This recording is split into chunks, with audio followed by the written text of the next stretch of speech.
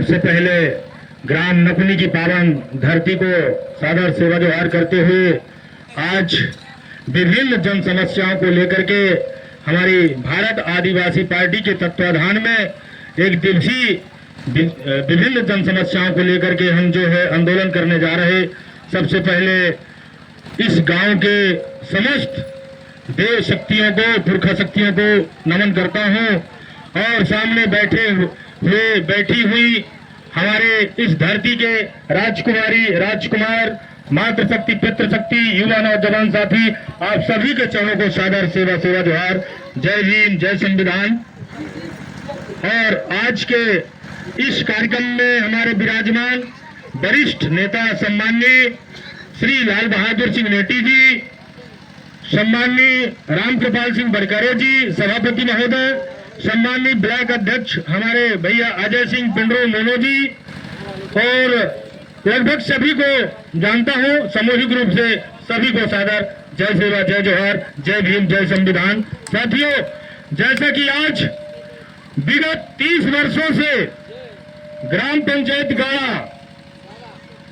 में जो हमारे पाठक जी हैं वो विगत 30 वर्षों से सरपंची करते चले आए हैं और विकास के नाम पर सिर्फ और सिर्फ कागज कलम तक ही विकास सिमट के रह गई है और बाकी विकास के नाम पर उनकी जेब जरूर गर्म हो गई है।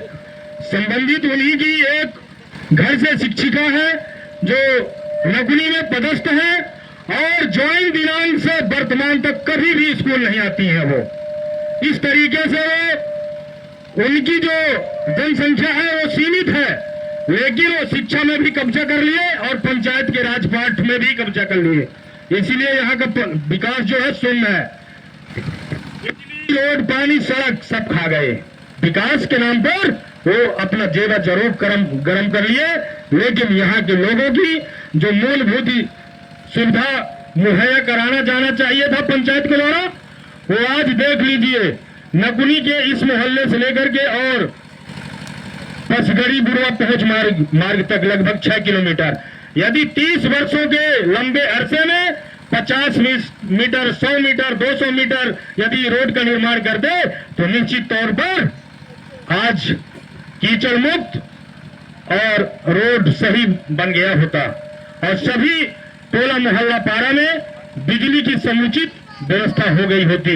लेकिन वो जानबूझकर नहीं चाह रहे कि मेरे ग्राम पंचायत का विकास हो।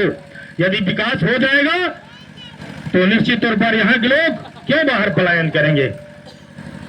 ये बड़ी समस्या है। इसके लिए हमें चाहे जनपद और एसडीएम कार्यालय घेरना पड़े और इतने में भी काम नहीं होगा तो कलेक्ट्रेट कार्यालय का भी घेरने का काम भारत आदिवासी पार्टी करेगा साथियों, क्योंकि बहुत हो गया अन्याय अत्याचार।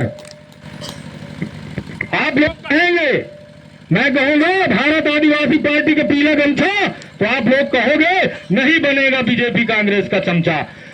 भारत आदिवासी पार्टी का गमछा बनेगा, भारत आदिवासी पार्टी का गमछा। साथियों, आज देश को लगभग 70-78 वर्ष हो गए आजाद हुए, लेकिन SC, ST, OBC के नाम पर सिर्फ और सिर्फ राजनीति होती है साथियों।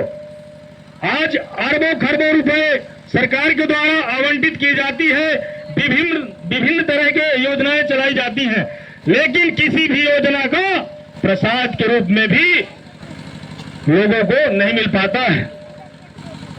हर वर्ष हर पंचवर्षीय जब चुनाव आते हैं तो संबंधित सत्ताधारी सरकारें, चाहे वो पूर्ववर्ती सरकार हो या वर्तमान की सरकार हो, सिर्फ आदिवासी शब्द के नाम पर राजनीति हो रही है।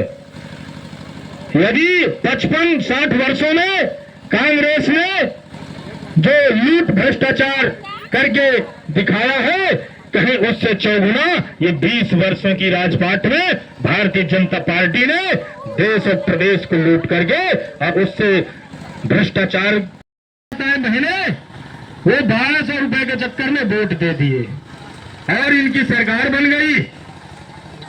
और जैसे ही उनकी सरकार बनती है वो किए गए वादे सब भूल जाते हैं और हमारे लोगों के साथ ठीक उसी तरीके का शोषण, अन्याय, अत्याचार आज भी हो रहा है। गली गली में, गांव गांव में, सिटी शहर में अखबार का प्रथम पेज पढ़िए तो हमारे ही बहू बहन बेटियों के साथ इज्जत आबरू के साथ खिलवाड़ होता है। आदिवासी की जमीन के पट्टा की तरफ पट्टा बन जाता है और यहाँ भूस्वामी को पता ही नहीं होता। ये है सरकार। सरकार ने एक और वादा किया था कि हम स्मार्ट सिटी बनाएंगे। अरे भैया, तुम्हारे स्मार्ट सिटी से अन्न की उत्पादन नहीं होगा। आप किसानों की खेत में पावर प्लांट लगाते हो, किसानों की बस्तियों को उजाड़ करके आप डैम का निर्माण करते हो, बफर जोन, फलाना ढेंगा तमाम। अरे जब किसानी नहीं होगा तो क्या कोयला खाओगे, बिजली पियोगे? एक पूर्व प्रधानमंत्री थे, उन्होंने नारा दिया था कि हमारा भारत कृषि प्रधान देश है और उन्होंने नारा दिया था जय जवान जय किसान। और एक वर्तमान का प्रधानमंत्री है जो देश के लिए दुर्भाग्य है, ये क्या कहते हैं, जय अंबानी जय अडानी। इसलिए किसानों के साथ अन्याय हो रहा है। आज बिजली के लिए दर दर भटक रहे हैं हमारे लोग। अरे तुम चरनिया ठन्नी की योजना बंद कर दो, सिर्फ उनको बिजली पानी की सुविधा उपलब्ध करा दो। जो भी हमारे क्षेत्र से हमारे भाई लोग पलायन करते हैं वो प्रदेश पलायन नहीं करेंगे और 2 अन्न की उत्पादन होगा तो भुखमरी हट जाएगी।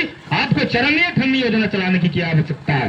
एक टाइम पे पहली से लेकर 8वीं पास, फिर भी अंगूठा छाप, दाल भात चूर गए, सब पढ़ाई पूर गए। जो पहली से 8वीं तक किसके बच्चे पढ़ते हैं? गरीबों के ही, हमारे ही बच्चे तो पढ़ते हैं। और वहां सरकार का क्या दोहरी नीति है, मतलब गरीबों की बच्चों को यदि योजनाबद्ध तरीके से उनको पन्नू लाचार करना है तो योजनाबद्ध तरीके से खिचड़ी बनवाना शुरू कर दिए। बच्चा जाता है बस्ता लेकर स्कूल और वो स्कूल में जाता है तो उसके झोला में क्या रहता है, स्लेट, पेन, बत्ती, कागज, कलम के बजाय एक कटोरा रहता है, यानी कि प्लेट। और बच्चे का नजर रहता है रसोईया की तरफ कि कितना टाइम खिचड़ी बन जाए और खाओ और भाग जाओ। तो योजनाबद्ध तरीके से सरकार चरित्र को हरण कर रही है। इस बात को समझने की जरूरत है साथियों। इसलिए बातें बहुत है, हम बातें करते करते मर जाएंगे लेकिन विचार कभी खत्म नहीं होगी। मैं ज्यादा कुछ न कहते हुए इतना कहूंगा कि कहते हैं कि हिम्मत करने से हार नहीं होती है और निकम्मे लोगों की कभी जय जयकार नहीं होती है। अभी हमारे मोनू भाई ने बहुत सारी बातें उन्होंने कहा है।